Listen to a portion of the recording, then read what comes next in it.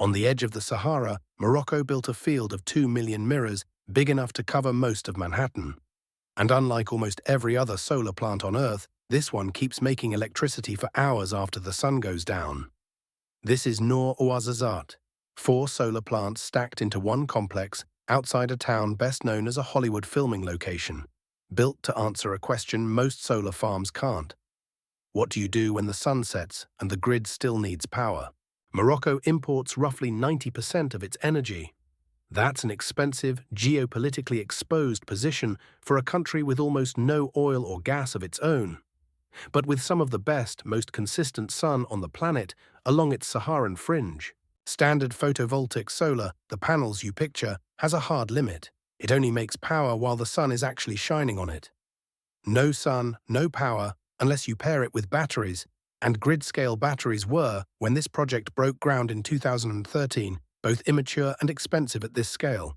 Morocco's answer wasn't photovoltaic at all. For most of the complex, it was concentrated solar power, a much older and more mechanically dramatic idea.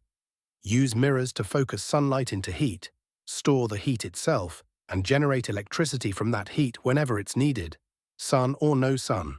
Noor Ouarzazate was built in 4 phases starting in 2013, 10 kilometers outside the town of Ouarzazate in Morocco's Dra Tafilalet region. Phase 1, Noor I, uses parabolic trough mirrors, long curved rows of glass that concentrate sunlight onto a pipe of heat transfer fluid rated at 160 megawatts, with 3 hours of molten salt thermal storage.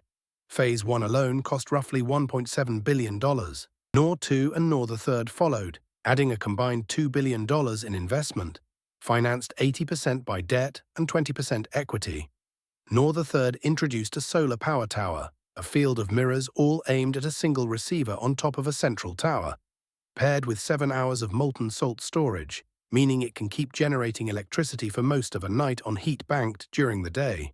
Noor IV, completed in 2018, added 72 megawatts of conventional photovoltaic panels for roughly $78 million.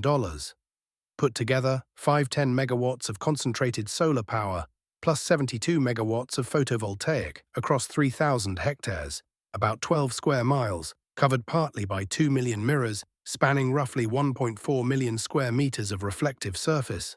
The complex was built and financed as a BOOT project, build, own, operate, transfer, with Morocco's state solar agency, Mason, as the public partner and Saudi developer, ACWA Power, leading the private consortium, backed by financing from the World Bank, African Development Bank, European Investment Bank, and the Clean Technology Fund.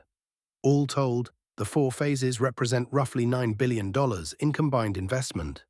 Once fully online, the complex was designed to generate carbon-free power equivalent to burning 2.5 million tons of imported oil every year.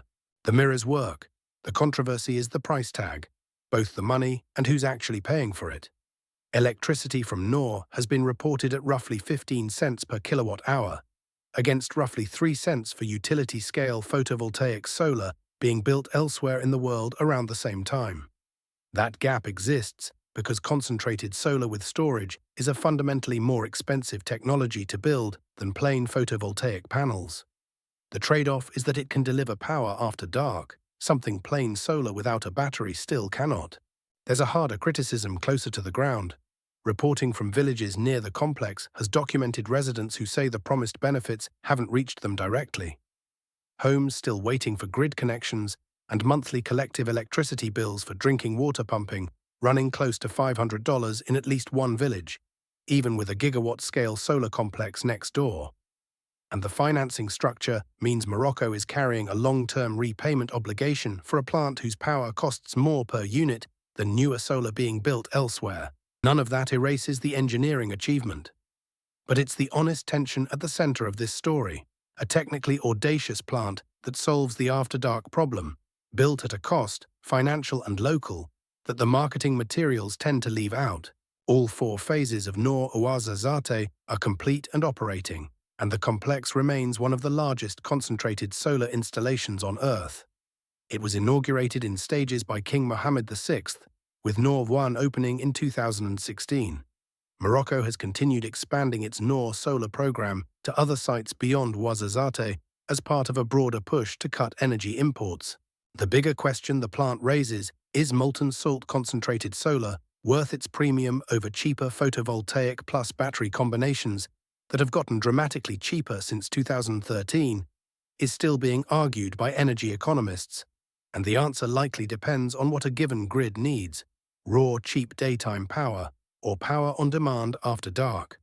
Ouarzazate was Morocco's answer to the second question, built at a moment when the alternative, grid-scale batteries, wasn't yet cheap enough to outcompete it.